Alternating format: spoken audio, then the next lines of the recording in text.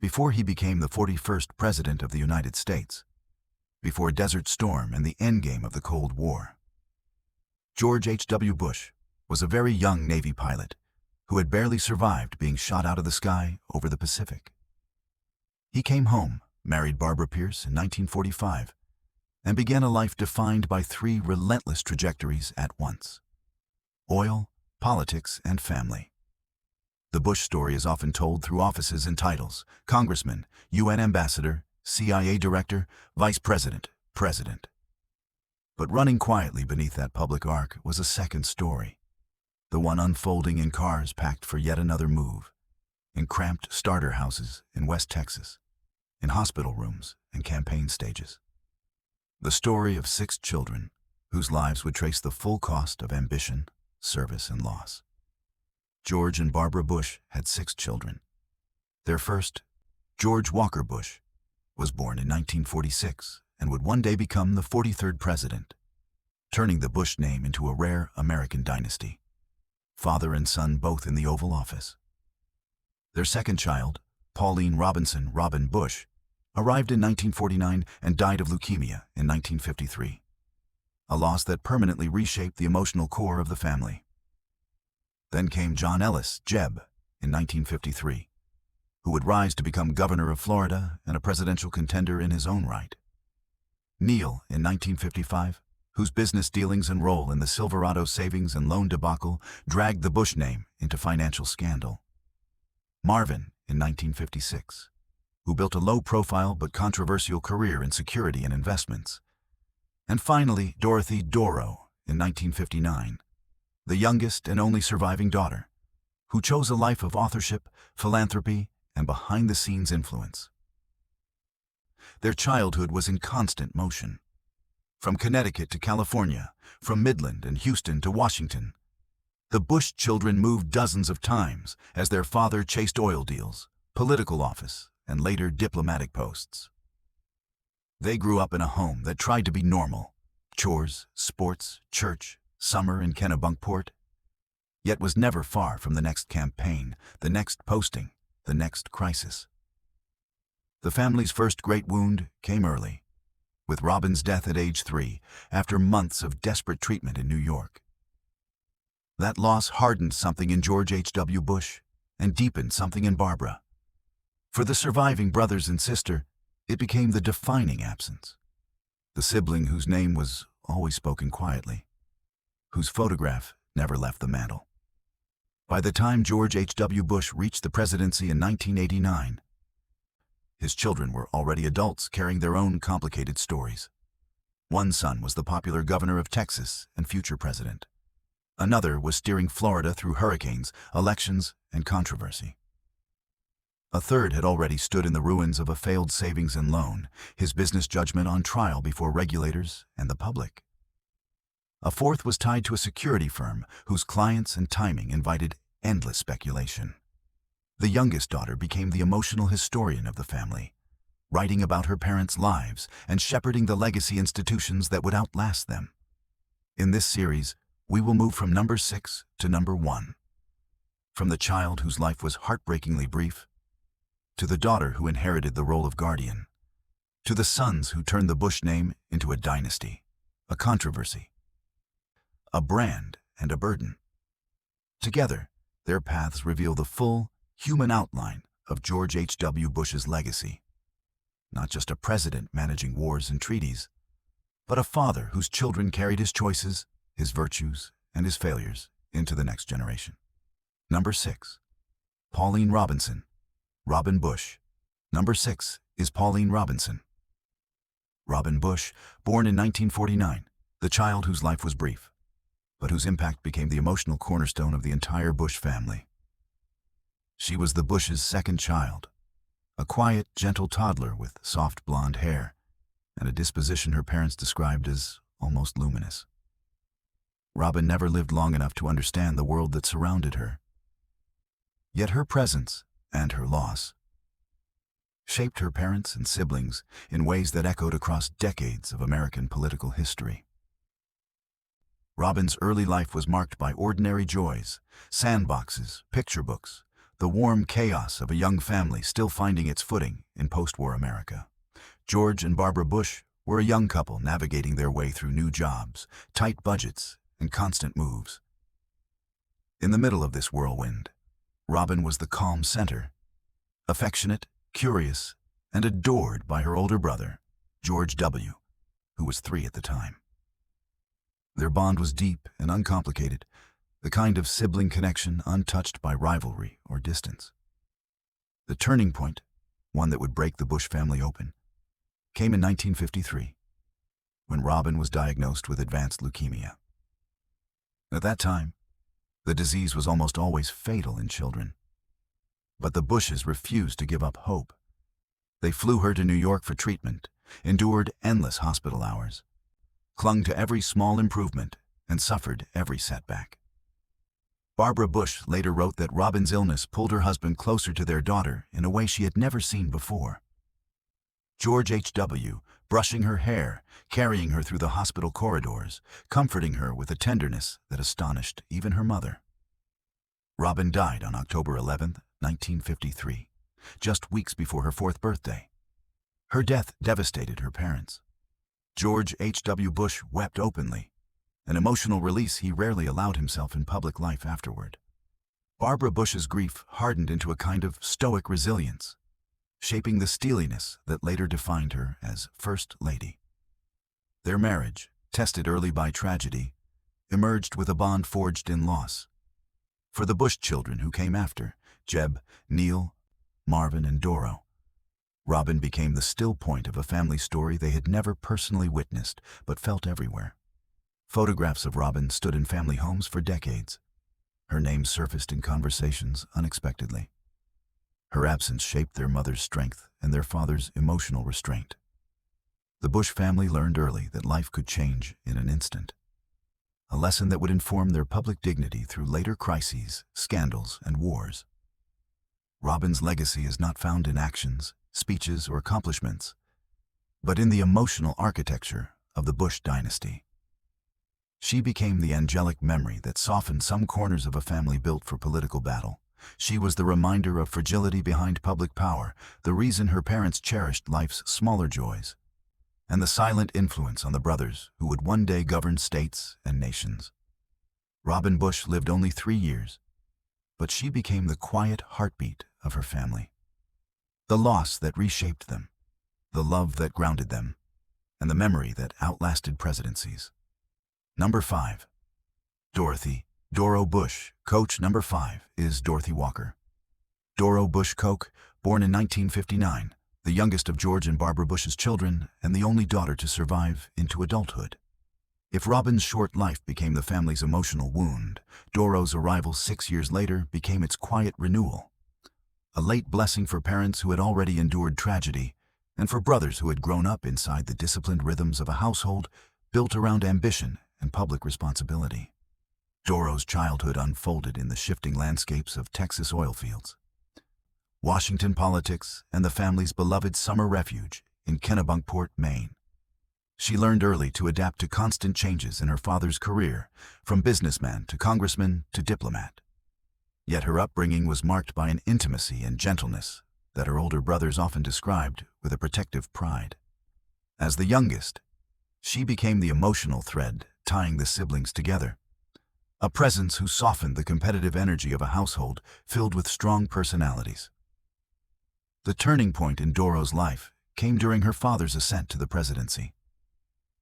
While her older brothers were already forging their own paths, George W. in business and baseball, Jeb in Florida politics, Neil in entrepreneurship, Marvin in security contracting, Doro stepped into a role that was both public and deeply personal. She became the family's unofficial historian and caretaker, the sibling who preserved stories, organized events, and anchored the family emotionally through triumphs and traumas. When her father won the presidency in 1988, Doro was the one who moved effortlessly between ceremonial duties and private family roles, welcoming guests, supporting her parents, and helping maintain the warmth of a family suddenly living inside the intense rituals of the White House. In adulthood, Doro chose a life defined not by political office, but by service, authorship, and philanthropy. She co-authored My Father, My President, one of the most revealing portraits ever written of George H.W. Bush, capturing his humor, discipline, flaws, and humanity in ways no outsider could. She became a strong advocate for education, health initiatives, and community programs, much of it conducted quietly and away from the harsh spotlight that followed her brothers. Through her work, she preserved the side of the Bush family that America rarely saw. The laughter, the rivalries, the private worries, the tenderness between parents and children. Her legacy within the Bush dynasty is that of the guardian. Doro kept the family cohesive during political storms, guided their philanthropic endeavors, and ensured that their history was recorded with accuracy and heart. She bridged generations, supporting her parents in their later years while helping her nieces and nephews understand the extraordinary history into which they had been born. Doro Bush Koch's story reveals the essential truth that even in powerful political families, it is often the youngest child, the one without office, empire, or campaign, who carries the emotional continuity of the lineage. She remains the Bush who held the family together through storytelling, service, and an unshakable devotion to the people behind the public image. Number 4.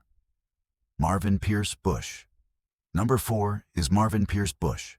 Born in 1956, the fifth child of George and Barbara Bush, the son who moved deliberately outside the bright political path his father and two of his brothers walked, yet whose adult life unfolded at the quiet edges of controversy and national security. If George W. and Jeb became the dynasty's political architects, and Neil became its financial lightning rod, Marvin became its anomaly, discreet, private, and enigmatic, choosing influence without visibility and service without spectacle. Marvin grew up in the same whirlwind that shaped his siblings: constant moves, new schools, summers in Kennebunkport, and a father whose career pulled the family through Congress, the CIA, and eventually the vice presidency. But unlike his older brothers, Marvin was never drawn to the political arena. He developed an early fascination with technology, systems, and logistics, the unglamorous, foundational layers beneath large organizations. That mind for infrastructure would define the rest of his life. The turning point in his story came in adulthood when he entered the world of business and private security. Marvin became a partner in several investment and consulting firms. But the position that drew the most scrutiny was his role as a director at Securacom, later Stratosec, a company involved in security contracts for sensitive sites, including airports and government facilities. After the events of September 11, 2001, that connection sparked widespread speculation and conspiracy theories, claims Marvin consistently rejected, but which nevertheless embedded him in the shadowy fringe of public discourse surrounding the attacks. Marvin did not retreat. His career continued in investment ventures and advisory roles, always just outside the public spotlight, always insulated by a preference for privacy that contrasted sharply with the openness required of his political siblings. Yet he remained deeply connected to the family's humanitarian commitments. He served on the board of the National Children's Medical Center, working quietly to support pediatric health care, and he played significant roles in the Bush family's philanthropic network, work that required no speeches, only steady discipline. In family life, Marvin became known as the reflective brother, the one who could ease tension, navigate complex emotions, and bring humor into a room heavy with responsibility. His relationship with his parents was marked by loyalty rather than ambition. He supported his father's CIA and presidential years from the background, never attempting to weaponize the family name for political gain. Marvin Bush's legacy is that of the quiet operator, the son who embodied the disciplined, understated qualities George H.W. Bush valued most. His life reveals a different dimension of the Bush dynasty, one defined not by elections or policy battles, but by discretion, complexity, and the quiet work of stewardship. In a family where public visibility often came with heavy burdens, Marvin found a way to contribute without becoming a symbol, and to serve without becoming a headline. Number 3. Neil Mallon Bush. Number 3 is Neil Mallon Bush, born in 1955, the fourth child of George and Barbara Bush, and the son whose life would become the most entangled in financial controversy. While his brothers George W. and Jeb stepped onto political stages, Neil's path led him into the world of business ventures, international deals, and entrepreneurial risk. He did not inherit the family's instinct for public office, but he did inherit the Bush drive for ambition, a drive that, for him, would lead to both opportunity and turmoil. Neil grew up in the same turbulent rhythm that shaped all the Bush children. Frequent moves, schools on both coasts, and a father pushing steadily upward through Congress. Diplomacy and intelligence leadership. By the time Neil reached adulthood, George H.W. Bush was already a national figure, and the weight of the Bush name was both an asset and a shadow. Neil felt its advantages in boardrooms and business circles, but also its scrutiny when things went wrong. The turning point in Neil's life came with the Silverado savings and loan scandal of the late 1980s. As a director of the Denver-based institution, Neil was present during financial decisions that later contributed to Silverado's collapse, a failure that cost taxpayers over $1 billion and became one of the signature crises of the savings and loan era. Although Neil was not criminally charged, regulators found he had engaged in multiple conflicts of interest, and he was heavily criticized in the media as a symbol of elite privilege and failed oversight. The controversy stained his reputation at the very moment his father was preparing to run for president. Neil's life after Silverado did not quiet down. He entered global business ventures that took him to Asia, the Middle East, and beyond. Educational technology projects, oil deals, investment partnerships.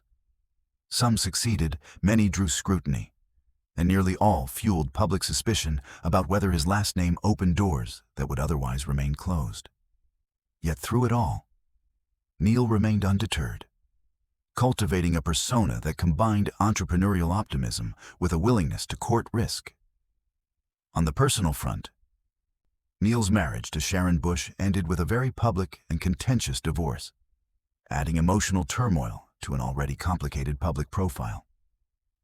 But in later years, he remarried and gradually found a new chapter built around philanthropy, especially through the Barbara Bush Foundation for Family Literacy, where he served as a board member and advocate for educational access. Neil Bush's legacy is marked by contradiction. He is the Bush son who lived farthest from the discipline and predictability that defined his father, the one who moved through a world of financial opportunity and missteps, carrying the Bush name into arenas that revealed both its power and its vulnerability. And yet, he also reflects a central truth about the Bush family: that every child, regardless of public expectation, must carve their own path, with all the triumph and fallout that path entails. Number 2. John Ellis, Jeb Bush. Number 2 is John Ellis Jeb Bush, born in 1953, the son who most closely mirrored his father's blend of discipline, policy-minded ambition, and a deep sense of public duty. If George W. inherited his father's instinct for retail politics, Jeb inherited his father's analytical mind. He was the Bush child who approached public service like an architect, rather than a performer, building systems, studying governance, and shaping policy with a precision that set him apart, even in a family full of public figures. Jeb's childhood was defined by constant movement: Midland, Houston, Washington, and overseas. But the true turning point came when he traveled to Mexico as a teenager, met Columba Garnica, and fell deeply in love. That cross-cultural marriage shaped his entire adult life. It broadened his worldview, reshaped his political priorities, and rooted him in Hispanic communities that would later become central to his identity as governor of Florida. Before politics, Jeb became a banker and businessman, working in real estate and development while gradually moving into public service. By the early 1990s, his trajectory was clear. He would be the next Bush to seek major office. After a narrow loss in 1994, he ran again and won the governorship of Florida in 1998, becoming, at that time, the most policy-focused, detail-oriented, and reform-driven member of the Bush family. As governor, Jeb built a record that was both influential and controversial. He revolutionized Florida's education system with aggressive accountability measures, expanded charter schools, cut taxes, and rebuilt the state bureaucracy into a more streamlined machine. Supporters hailed him as a visionary reformer. Critics argued that his policies strained public institutions and deepened inequality. But no one doubted his discipline. George H.W. Bush once said Jeb was the most qualified person ever to run for president. His most defining national moment came not during his governorship, but during the contested 2000 presidential election, when his state became the focal point of a constitutional battle that placed his brother George W. Bush in the White House. Suddenly, Jeb found himself in the unprecedented position of being both governor of the critical state and brother to the candidate whose fate depended on recounts, court rulings, and political chaos. His calm public demeanor during that crisis became a defining part of the Bush political narrative. After leaving office, Jeb became an elder statesman within the Republican Party, thoughtful, policy-driven, and consistently measured. In 2016, he ran for president, entering the race as the presumed heavyweight. But in a political era dominated by spectacle rather than substance, Jeb's quiet competence was overshadowed. His campaign struggled, and his early exit became one of the most striking examples of how dramatically American politics had shifted from the principles that once defined his father's generation. Jeb Bush's legacy is one of seriousness and structure. He was the Bush who governed with the most intellectual rigor, the son who carried the family's traditional conservatism into the 21st century, and the presidential contender who discovered that the nation his father once led had changed beyond recognition.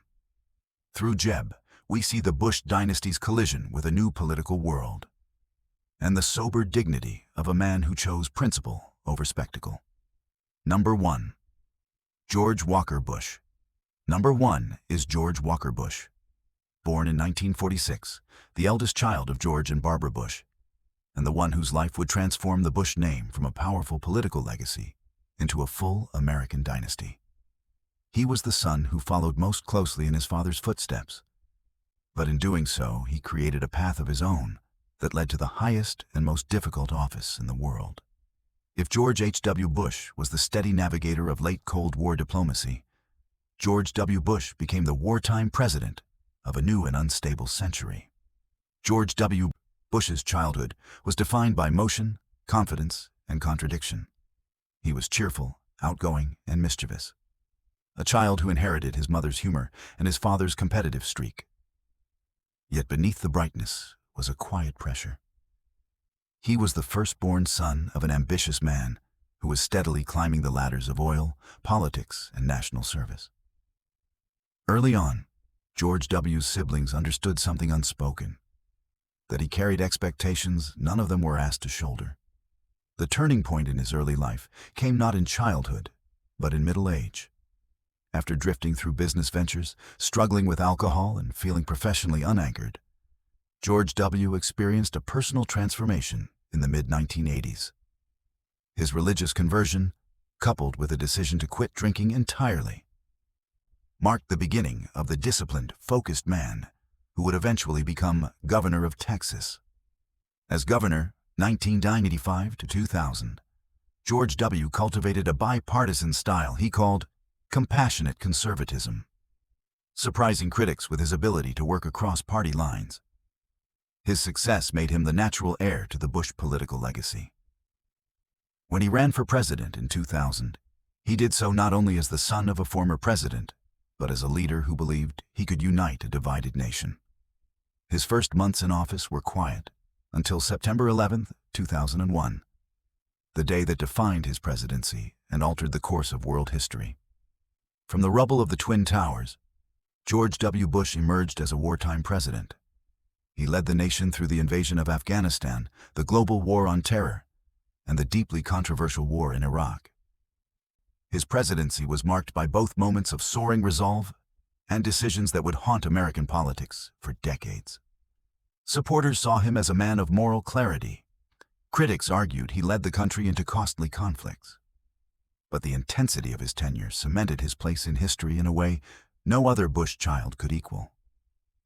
Yet the public story of George W. Bush is only half the picture. His personal life, especially his bond with his parents and siblings, reveals a very different man, humorous, sentimental, fiercely loyal, and protective of his family. His presidency tested those relationships, especially during moments when comparisons to his father were inevitable. But George W. never allowed those shadows to determine his path. He had become, in full, his own leader. After leaving office, he returned to Texas and reinvented himself yet again as an artist, memoirist, and advocate for veterans. His post-presidential life is marked by introspection, philanthropy, and a striking humility that contrasts sharply with the intensity of his years in power. George W. Bush's legacy is the longest shadow cast by any Bush child. The shadow of a presidency that defined an era. He represents the culmination of the forces that shaped the Bush family.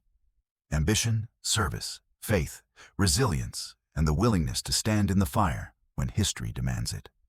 The story of George H.W. Bush is often told through service. World War II pilot, diplomat, CIA director, vice president, president. But the deeper truth of his legacy lives in the 6 children who absorbed the triumphs and consequences of a life spent in perpetual motion at the edge of history. Their stories do not merely orbit his, they illuminate him. Through them, we see not just the statesman, but the husband, the father, the man shaped by love and loss. Robin Bush, the child who lived only 3 years, became the emotional core of the family. Her death carved a tenderness into George and Barbara that shaped every decision they made afterward.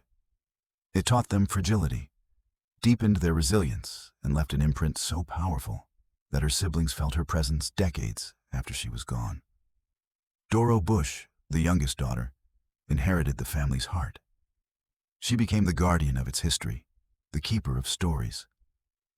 The quiet force who made sure nothing human was lost beneath the weight of political legacy. Through her writing and her stewardship, she ensured that the Bush dynasty retained its soul. Marvin Bush represents the enigmatic branch of the family. Private, steady, yet continually entangled in the complex undercurrents of business and national security. His life reveals the breadth of paths available in a family of such privilege, and the scrutiny that follows even those who avoid the political arena. Neil Bush is the reminder that ambition carries risk. His business controversies expose the vulnerabilities within the Bush name at the very moment the family was rising toward its highest point of influence. Yet his later philanthropic work showed a determination to redefine himself beyond scandal. Jeb Bush stands as the intellectual pillar of the dynasty, disciplined, strategic, and carved in the same pragmatic mold as his father. His governorship transformed Florida. His failed presidential run revealed how dramatically the political world had shifted beneath his feet. In Jeb, we see both the echo of his father's dignity and the burden of inheriting a legacy that no longer guaranteed success. And at the center of the Bush children's story is George W. Bush, the first son of a president to become president himself in nearly 2 centuries.